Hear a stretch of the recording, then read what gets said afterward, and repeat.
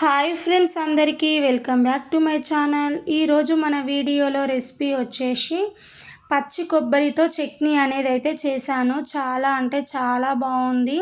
ఎవరైనా ఈ విధంగా ట్రై చేయకుంటే ఖచ్చితంగా ట్రై చేయండి.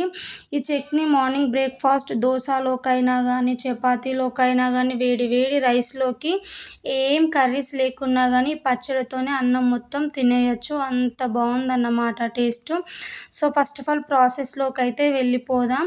ఇక్కడ నేనైతే 1 కొబ్బరికాయనైతే ఈ విధంగా పలగొట్టి తీసుకున్నాను. పీసెస్ అనేవి అయితే కొంచెం చిన్నవిగా ఉంటేనే బాగుంటుంది అన్నట్టు. సో మీకు కొబ్బరికాయ వెనకాల బ్రౌన్ పార్ట్ కావాలంటే తీసేయండి. సో ఈ విధంగా వేసినా బాగానే ఉంటుంది. నేనైతే బ్రౌన్ పార్ట్ తీయకుంటేనే ఈ విధంగానే కట్ చేసి అయితే పచ్చడి చేశాను. కావాల్సిన ఇంగ్రీడియంట్స్: కొబ్బరికాయ అయితే చిన్న పీసెస్గా కట్ చేసి తీసుకున్నాను. అలాగే కొన్ని పచ్చిమిర్చి, కొన్ని ఎండుమిర్చి, 1/2 కప్పు వరకు పల్లీలు, అలాగే నీట్గా వాష్ చేసి పెట్టుకున్న కూర తీసుకున్నాను. కొన్ని పొట్టు తీసిన ఎల్లిపాయలు, అలాగే కొద్దిగా కరివేపాకుని తీసుకున్నాను.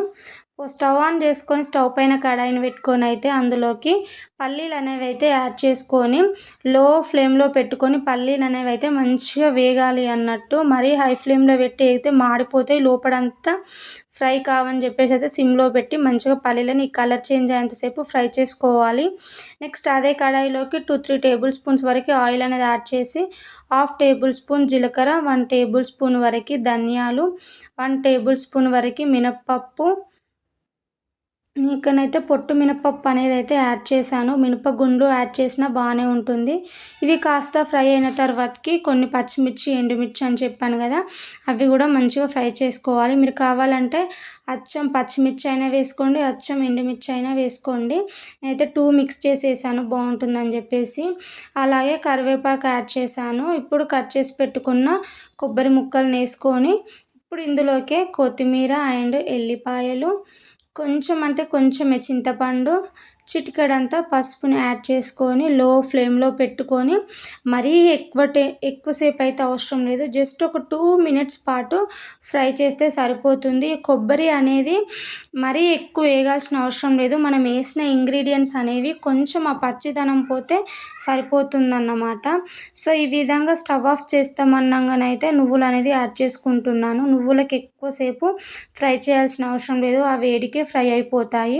ఇవి పూర్తిగా చల్లారబెట్టుకోవాలి. అవి చల్లారేంత లోపు అయితే ఒక మిక్సీ జార్లోకి మనం ఫస్ట్గా ఫ్రై చేసి పెట్టుకున్న పల్లీలను అనేవి అయితే యాడ్ చేసుకొని ఈ విధంగా కోర్స్గా గ్రైండ్ చేసుకోవాలి. నెక్స్ట్ ఇందులోకే కొబ్బరి ముక్కలు ఇవన్నీ మనం ఫ్రై చేసి పెట్టుకున్నాం కదా, ఇవన్నీ యాడ్ చేసుకుంటున్నాను. సో చూడండి, ఈ కన్సిస్టెన్సీలో ఉంటే సరిపోతుంది. కొబ్బరి ముక్కలు అనేవి బాగా ఫ్రై అయితే గట్టి పడిపోతాయి అన్నమాట. సో ఇప్పుడు ఇందులోకి అయితే రుచికి సరిపడినంత సాల్ట్ అనేది అయితే యాడ్ చేసుకుంటున్నాను. అలాగే కొంచెం వాటర్ అనేది వేస్తున్నాను. ఒకసారి అయితే ఈ విధంగా మిక్స్ చేసుకుంటే నాకు వాటర్ అనేది అయితే కొంచెం తక్కువ అనిపించింది కాబట్టి మరి కొద్దిగా అంటే ఇంకో 2 టేబుల్ స్పూన్స్ వరకు వాటర్ యాడ్ చేస్తే మనకి పచ్చడి అనేది ఈ కన్సిస్టెన్సీలో ఉంటే సరిపోతుందన్నమాట. సో చూడండి, మరీ పచ్చడి అనేది కొంచెం గట్టిగా లేకుండా లూజ్ కన్సిస్టెన్సీలో లేకుండా ఈ విధంగా ఉంటే బాగుంటుంది అన్నట్టు పచ్చడి. సో ఈ విధంగా పచ్చడి పట్టుకున్న తర్వాతకి ఒక బౌల్లోకి అయితే మొత్తం ట్రాన్స్ఫర్ అయితే చేసుకుంటున్నాను. సో కొంతమంది ఏంటంటే పోపు లేకుండా ఈ విధంగా తిన్నా బాగుంటుంది. ఇక పోపు వేసుకుంటే ఏంటంటే కొంచెం ఎక్స్ట్రా ఫ్లేవర్ అనేది మంచిగా అనిపిస్తుంది అని చెప్పేసి అయితే నేను ఇక్కడనైతే పోపు పెడుతున్నాను. కావాలంటే పోపు పెట్టకుండా తినేసినా బాగానే ఉంటుంది.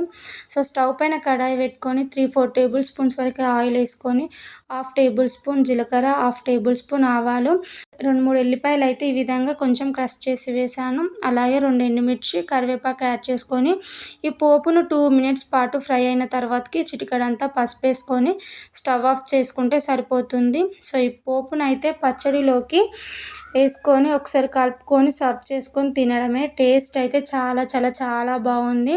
ఎప్పుడైనా ఈ విధంగా ట్రై చేయకుంటే ఖచ్చితంగా ట్రై చేయండి.